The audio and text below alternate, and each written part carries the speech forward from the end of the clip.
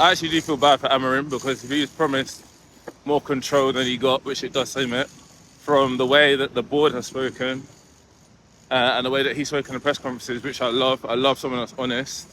I think it just sucks that you lose your job because you say something against the board.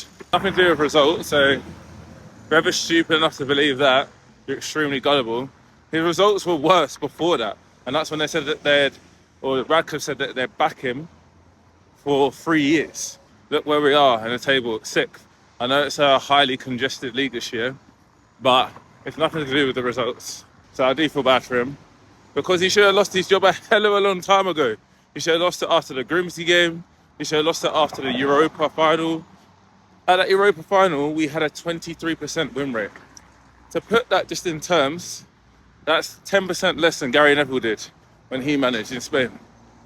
That was worse than Southampton, who was awful that season and was 20th.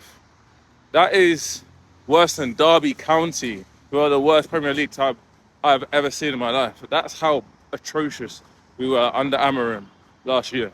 Actually started to look a lot better.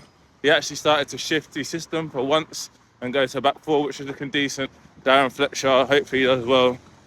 Knows the United way. Personally, I would have gone for Rúben this story. He knows the United way.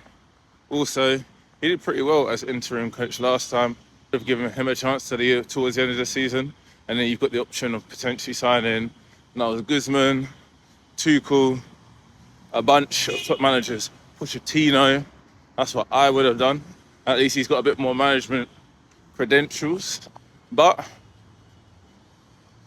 Darren Fletcher's done well with the youth team, so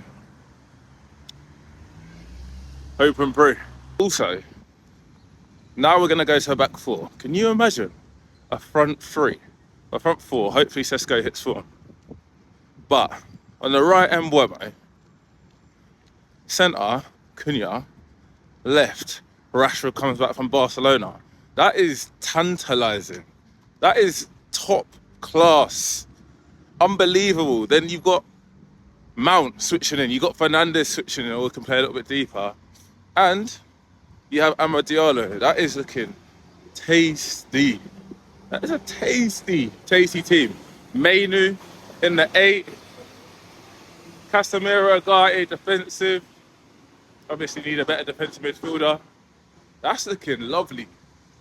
Beautiful. Dreams are made of that.